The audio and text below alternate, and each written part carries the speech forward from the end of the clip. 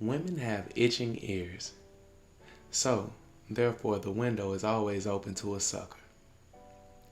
Good afternoon. I hope that you're feeling blessed and highly favored on today. Oh, and this is going to be a controversial one. I already know it. But this is going to be a good one for the ladies and the young gentlemen out there. Now, itching ears. This is a topic, or this is a phrase that comes from the scriptures when it was discussing the people, the people of God, and the people like to have it so. So basically, what this means is basically people want to hear whatever they want to hear. And in that particular text, they were warning against false prophets or letting, fraudulent individuals into the midst of them, instead of giving them the pure, unadulterated word of God and actually saying what the word would say concerning things, just giving them whatever that they want to hear. So in that particular case, the scriptures advise against it because this is very dangerous. Just going off whatever, or having someone come into your midst and just telling you whatever sounds good or feels good to you or to your flesh in that particular regard.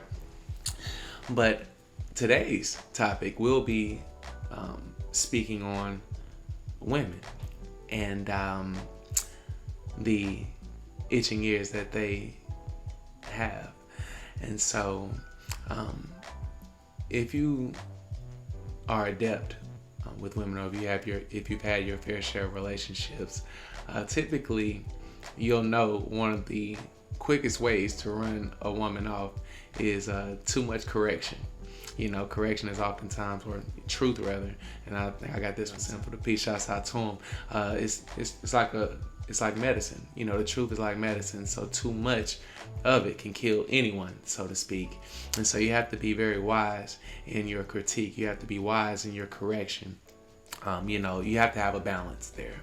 And so oftentimes what will happen is, and I see this far too many times in today's culture, and I don't like what it's bred, because men have learned to almost play the game in just lying to this woman and telling her whatever that she wants to hear. Now, to a buster, you're only justified in doing this. You're only correct in doing this because this is going to lead to easy relations. The coast is going to be clear. You're going to have a tremendous amount of success just by jumping on and telling this woman whatever. Oftentimes, I think back to Derrick Jaxn until he was exposed as fraudulent. He was tearing the YouTube circuit up, getting reposted left and right by telling women what they wanted to hear. Almost the polar opposite of a Kevin Samuels. He was coming in telling women it don't matter if you're fat, you don't need to work out and prove yourself, nothing. If you got 8 kids, if your vagina stank, it's all good. This dude, he's not a man if he can't accept you for what you are. For what it is. If he can't accept your situation, you deserve better than that. Don't settle for nothing. You don't gotta. It ain't never your fault. It's always, he need to accept it. He need to man up. It don't matter if you got kids. I think about a Dr. Boyce Watkins. He's another one, another buster that just be telling shawties whatever they want to hear. Or even I think back to the popular doctrine of the black woman is God. My goodness, and again, going back to one of my earlier teachings, as far as intelligence is the ability to rationalize or to justify wrong. If you let someone like Brother Polite, or even young Pharaoh, he was really the main one that I credit this to, as far as the black woman being God. They had their justifications. So if you wasn't knowledgeable of what they were speaking on, or if you didn't have your own ability to do due diligence, you could easily be swayed in this. And obviously this theory rather was very popular amongst the black woman. She often says, she's sitting there like, wait a minute, you telling me I'm God? I ain't take no shower in 3 days. I'm God? The black man need to bow down to me?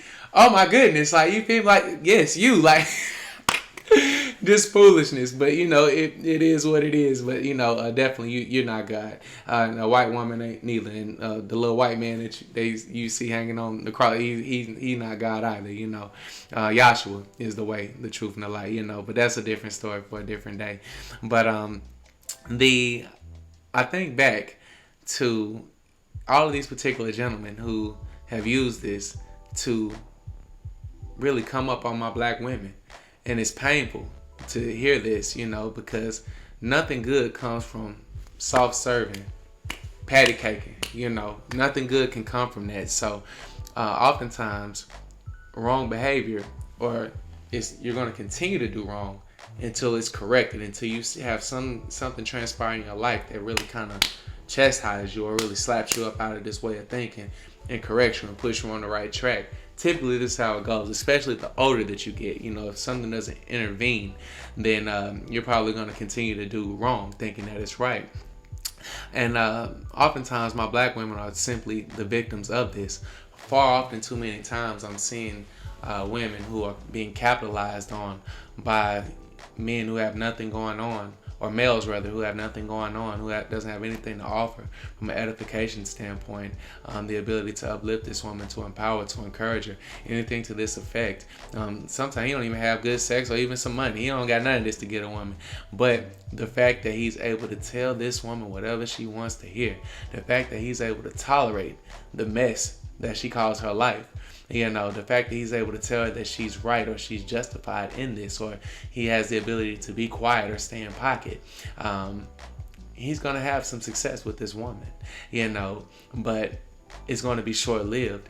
And oftentimes I'm seeing women back to back coming out of these situations feeling let down, feeling downtrodden, hating the world. And the narrative that they're going to begin to give out is that, you know, men ain't nothing, you know.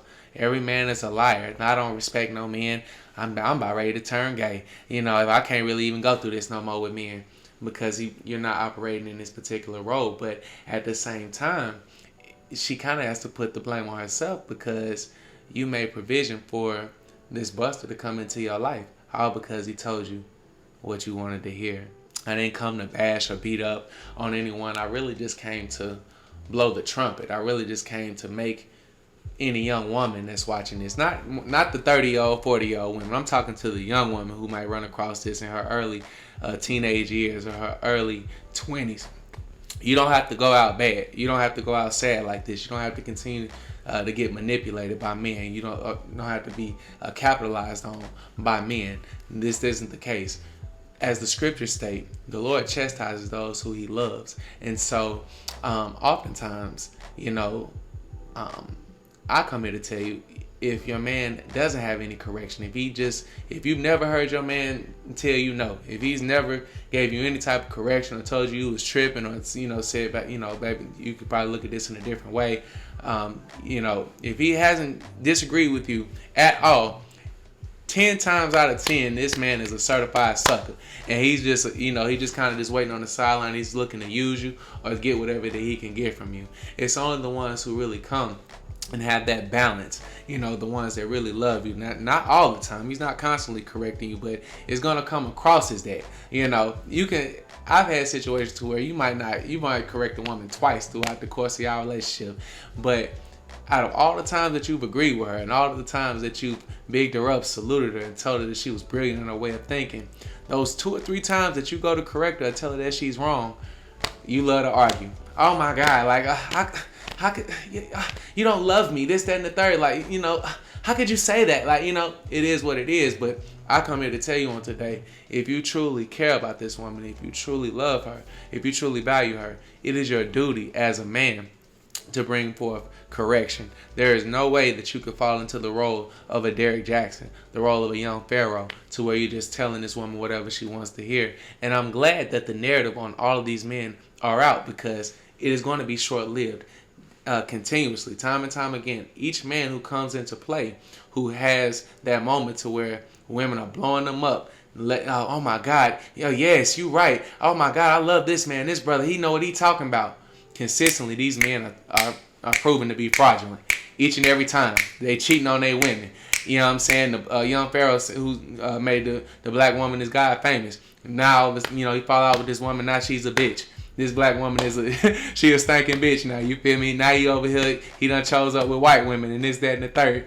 How you gonna defile your God like that, man? How you gonna how you just gonna turn your back on your Lord and Savior like that? You know, all these men is fraudulent when it comes down to, you know, comes down to it. So I come here to tell you on today, young woman, don't never let no man just, if you haven't heard him bring no correction, and y'all done been dealing with each other for 3, 4, 5, 6 months, and he ain't told you no one time, if he hadn't said anything that you disagree with, chances are he's only there to capitalize on you, use you, or manipulate you. So definitely just be aware of these things. Or even the homeboy who sits over there, and I question any man who sits there while you in a relationship and plays the role of a best friend, a homie. To me, he's a homosexual. You know what I mean? Because he's never gonna tell you that you're wrong. He's never gonna tell you that you're tripping.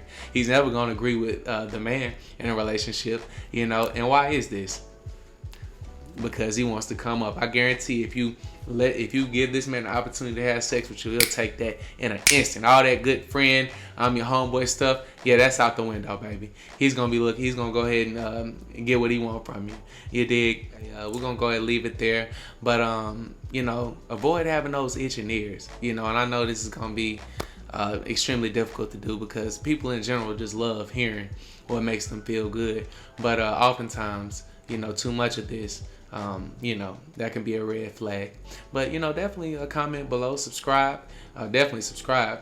You know, definitely tell me what you think concerning this topic. Give me your experiences in life as far as itching ears, or as far as being around these men who just tell you whatever the hell you want to hear. Let me know how that's worked out typically. And even for the young man who's doing it, y'all probably like, dang, bro, you blowing the spot up, man. Hey, if you watch this channel, hey, we the truth over here, man. So I come to rain the alarm on all busters and all suckers, man. Y'all need to get up out the way. You feel me? Because you ain't doing nothing but making my job more difficult. Well, I won't even say you making my job difficult because, again, the dirty glass, clean glass scenario. When she come in and get around me and you know, and really see what's going on, or somebody in my caliber, yeah, you obsolete anyway, my boy. The only opportunity that you got is once, you know, we come to an expiration date, you feel me? You can kind of come in when she feeling downtrodden and catch her in a vulnerable state, come in with these lies and everything that she want to hear. And, you know what I'm saying, then you might have yourself some success again, you know. But, yeah, definitely until next time, take care and be blessed.